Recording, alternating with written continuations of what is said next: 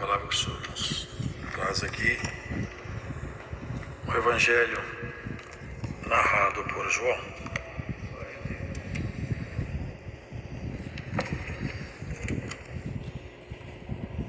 Os 5 desse Evangelho.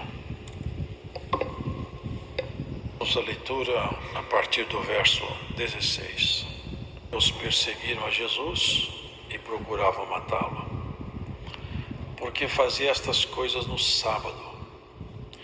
E Jesus lhes respondeu: meu Pai trabalha até agora, e eu trabalho também.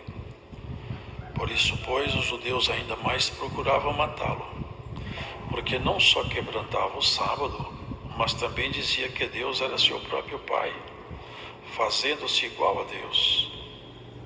Mas Jesus respondeu e disse-lhes: na verdade vos digo que o Filho por si mesmo não pode fazer coisa alguma, se o não vir fazer ao Pai. Porque tudo quanto ele faz, o Filho faz igualmente. Porque o Pai ama o Filho e mostra-lhe tudo o que faz. E ele lhe mostrará maiores obras do que estas, para que vos maravilheis. Pois assim como o Pai ressuscita os mortos e os vivifica, assim também o Filho vivifica aquele que quer. E também o Pai a ninguém julga, mas deu ao Filho todo o juízo, para que todos honrem o Filho como honram o Pai. Quem não honra o Filho, não honra o Pai que o enviou. Na verdade vos digo que quem ouve a minha palavra e crê naquele que me enviou, tem a vida eterna, e não entrará em condenação, mas já passou da morte para a vida. Em verdade vos digo que vem a hora, e agora é, em que os mortos ouvirão a voz do Filho de Deus, e os que a ouvirem viverão. Porque como o Pai tem a vida em si mesmo, assim deu também ao Filho ter a vida em si mesmo. E deu-lhe o poder de exercer o juízo, porque é o Filho do homem. Não vos maravilheis disto, porque vem a hora em que todos os que estão nos sepulcros ouvirão a sua voz. E os que fizeram bem sairão para a ressurreição da vida, e os que fizeram mal para a ressurreição da condenação. Eu não posso de mim mesmo fazer coisa alguma. Como ouço, assim julgo. E o meu juízo é justo, porque não busco a minha vontade, mas a vontade do Pai que me enviou. Se eu testifico de mim mesmo, o meu testemunho não é verdadeiro. Há outro que testifica de mim, e sei que o testemunho que ele dá de mim é verdadeiro. Vós mandastes a João, e ele deu testemunho da verdade. Eu, porém, não recebo testemunho de homens, mas digo isto para que vos salveis. Ele era a candeia que ardia e alumiava, e vós quisestes alegrar-vos por um pouco de tempo com a sua luz. Mas eu tenho maior testemunho do que João, porque as obras que o Pai me deu para realizar, as mesmas obras que eu faço, testificam de mim que o Pai me enviou. E o Pai que me enviou, ele mesmo testificou de mim. Vós nunca ouvistes a sua voz, nem vistes o seu parecer. E a sua palavra não permanece em vós, porque naquele que ele enviou, não credes vós.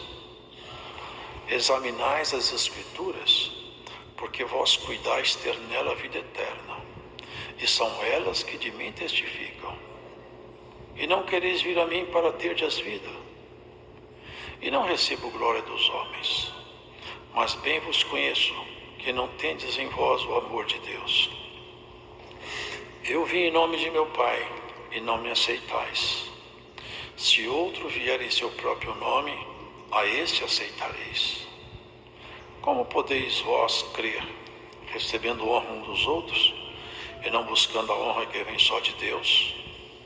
Não cuideis que eu vos hei de acusar para com o Pai. Há um que vos acusa, Moisés, em quem vós esperais, porque se vós cresces em Moisés, creieis em mim, porque de mim escreveu ele. Mas, se não credes nos seus escritos, como crereis nas minhas palavras? Amém.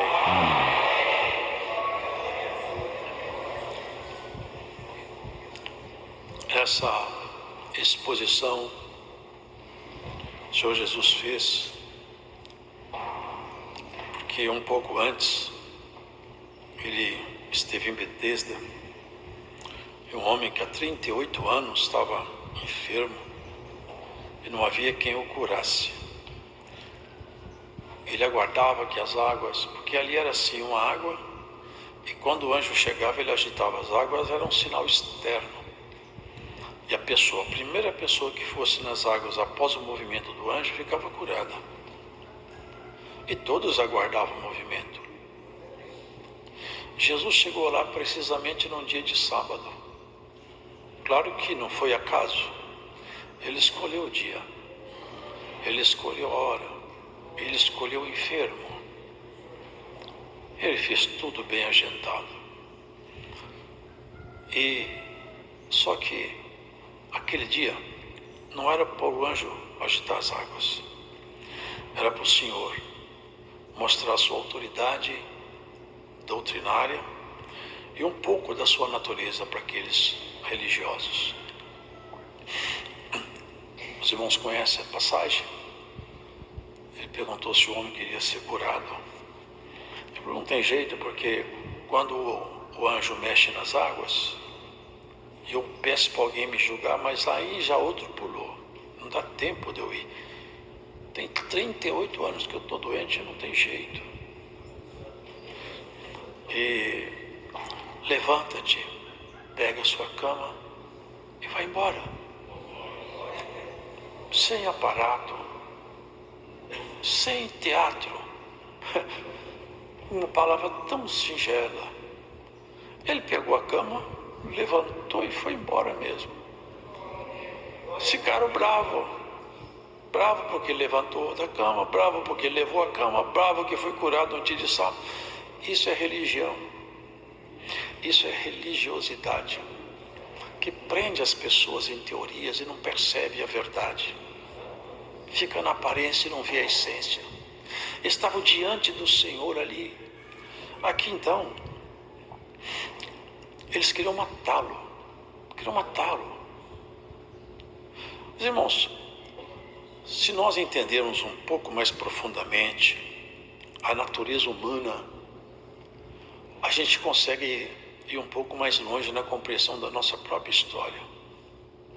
Jesus é chamado Salvador, Redentor, Remissor. Ele veio cá nos tirar de um problema muito grave, que é uma prisão. Uma certa feita alguém falou que a pessoa que é presa e passa a gostar da prisão, ele perdeu uma das dignidades próprias de um ser humano. Ele está abrindo mão de alguns atributos de ser humano. Ele está perdendo algumas características primárias que um ser humano precisa ter. Gostar de ficar preso. Isso falando da prisão física. Agora, queridos, nós vivemos num mundo onde as pessoas são presas e elas gostam de ficar presas. Elas gostam da cadeia. Elas estão aprisionadas, mas não querem sair da cadeia. Elas gostam da cadeia.